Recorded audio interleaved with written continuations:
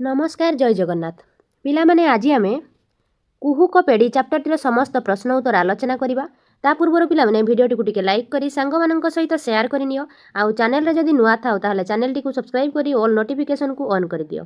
तो चलो पिलामाने आरंभ करवा। देख पिलामाने कोन देछि आस कथावार्ता हेबा। प्रश्न नंबर 1 पिलामाने काहेकि एकाठी हेले। तो उत्तर हेबो पिलामाने जादू देखिबा पई पिलामाने एकाठी हेले। पिलामाने जादू देखिबाकू एकाठी हेले लिखिदेबो। तापरे पिलामाने प्रश्न नंबर 2 श्रेणी कोठरीटीकू काहेकि अंधार करागला। तो उत्तर हेबो पिलामाने जादूकर तार पेड़ी खोलिबा पई श्रेणी कोठरीटीकू अंधार करिदेला लिखिदेबो। तापरे पिलामाने देख प्रश्न नंबर 3 जादूकर ता पेड़ीरू कोन सबु बाहर कला। तो लिखिदेबो पिलामाने जादूकर तार पेड़ीरू रंगीन गुड़ी 10टी बेलून पेंडू फूलर कड़ी कागज डंगा आदि बाहर कला। तापरे पिलामाने प्रश्न नंबर 4 शेषरे पिलामाने पानी रे कोन भसाइले। लिखिदेबो पिलामाने शेषरे पिलामाने पानी रे डंगा भसाइले। तापरे पिलामाने प्रश्न नंबर 5 तुमे कागज रे कोन सबु तैयारी करि परिबो कुह। लिखिदेबो पिलामाने मु कागज रे डंगा उड़ाजाहाज फूल पक्षी टपी विभिन्न खेलना तैयारी करी पारिबी ये सब लिखिदेबो। तापरे पिलामाने चिंता कर ओ लेख। प्रश्न नंबर 1 तुमे देखिथिबा जादू खेल रे जादूकर कौन कौन वस्तु बाहर करिथिला। तो लिखिदेबो पिलामाने मु देखिथिबा जादू खेल रे जादूकर चॉकलेट फ्रॉक टोपीरू गोटे रंगीन रुमाल फूलतोड़ा पारा मुद्रा बॉल आदि बाहर करिथिला। तापरे पिलामाने प्रश्न नंबर 2 बरसा हेले तुमको कौन कौन करिबाकू भल लागे। लिखिदेबो पिलामाने वर्षा हेले मते बही पढ़िबा गरम चा किंबा पकोड़ा खाइबा वर्षार दृश्य देखिबा एवं गीत शुणिबाकू भल लागे लिखिदेबो। तापरे पिलामाने प्रश्न नंबर 3 जदि तुमे जणे जादूकर होइथांत तेबे केउ केउ नुआ जादू खेल देखाई थांत। लिखिदेबो पिलामाने जदि मु जणे जादूकर होइथांती ताले होची रुमाल को पारा रे परिणत कर दियंती खाली बोतल रे पानी भरी देखाई थांती एवं दर्शकों को आश्चर्य कर देई थांती लिखिदेबो। तापरे पिलामाने प्रश्न नंबर 4 आमे केउ पर्व रे डंगा भसाई थाउ। लिखिदेबो पिलामाने उत्तर हेबो आमे बोईत बन्दाण बा कार्तिक पूर्णिमा पर्व रे डंगा भसाई थाउ। तापरे पिलामाने खोज ओ लेख। तो कौन देछि पिलामाने देख प्रश्न नंबर 1 कवितारू एहीपरि शब्द खोजी लेख जेपरि खेड़ी खेड़िका सेहीपरि पिलामाने आउ केउ शब्द कवितार तुम माने सब पढ़िथिबो आमे पढ़ी सारिछे। तो पिलामाने एठी तुम माने सब लिखिदेबो। तो कौन लिखबो पिलामाने होली होलिका कौन हो पिलामाने होली होलिका मध्ये लिखि परिबा होली होलिका। तापरे पिलामाने हबो खिली खिलिका खिली खिलिका।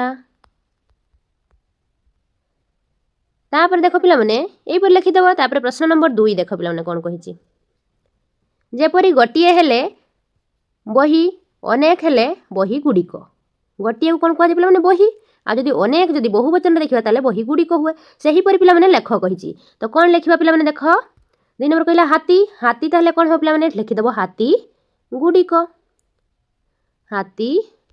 लिखिबो। तापर पिला देछि कोन हबो पिला गुड़िक। तापर पिलामाने बेलून बेलून कोन हो पिलामाने बेलून गुड़िक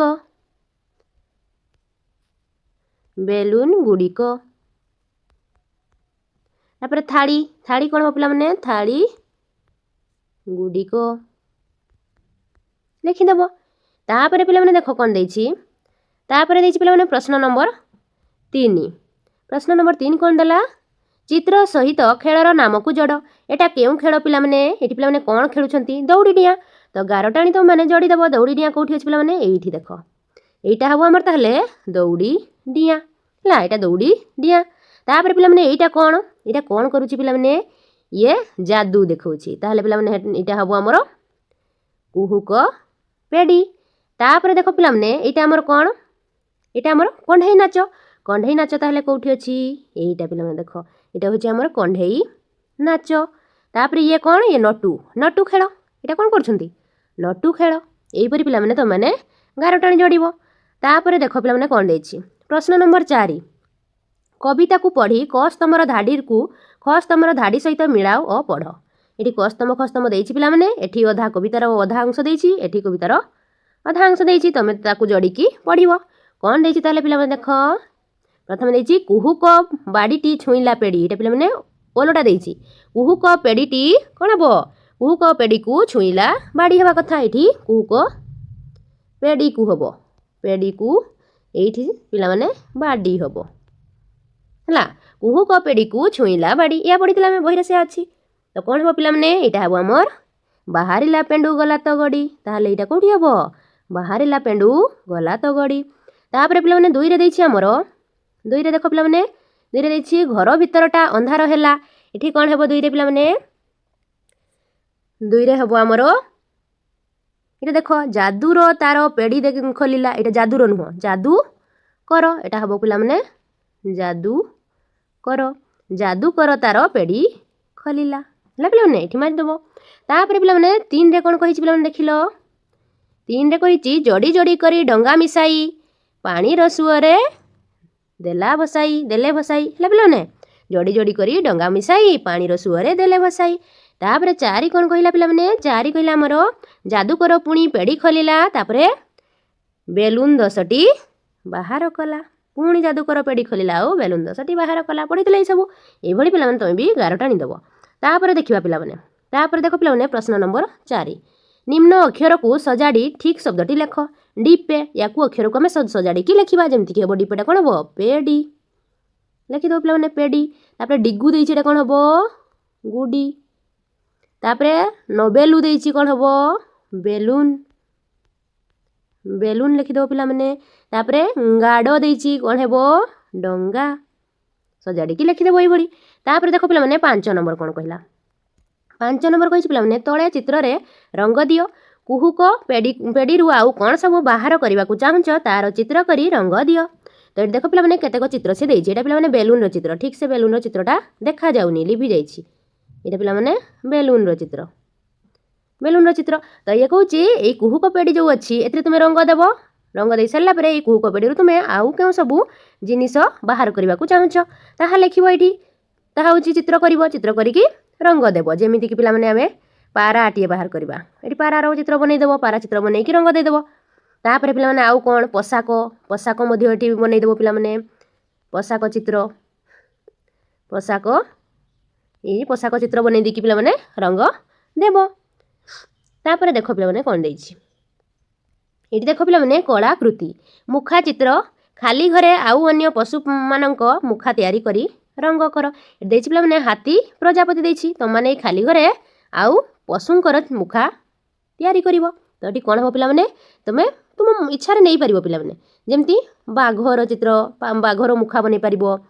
ହରିଣର ନେଇପାରିବ। ବିଲେଇର ନେଇପାରିବ। ବିଲେଇର ମୁଖା ମଧ୍ୟ ବନେଇ ପାରିବ। ତୁମମାନେ ଏଠି ଚିତ୍ର କରିବ। ତାପରେ ଦେଖ ପିଲାମାନେ ଏଠି ଆମର ପ୍ରଶ୍ନ ଉତ୍ତର ଆଲୋଚନା ସରିଯାଇଛି। ତ ପିଲାମାନେ ଆଶା କରୁଛି ଭିଡ଼ିଓଟି ଭଲ ଲାଗୁଥିବ। ଯଦି ଭିଡ଼ିଓଟି ଭଲ ଲାଗୁଥାଏ ତାହେଲେ ଭିଡ଼ିଓଟିକୁ ଟିକେ ଲାଇକ୍ କରି ସାଙ୍ଗମାନଙ୍କ ସହିତ ସେୟାର କରିନେବ। ଆଉ ଚ୍ୟାନେଲରେ ଯଦି ନୂଆ ଥାଉ ତାହେଲେ ଚ୍ୟାନେଲଟିକୁ ସବସ୍କ୍ରାଇବ୍ କରି ଅଲ୍ ନୋଟିଫିକେସନକୁ ଅନ୍ କରିଦେବ। ଧନ୍ୟବାଦ ପିଲାମାନେ।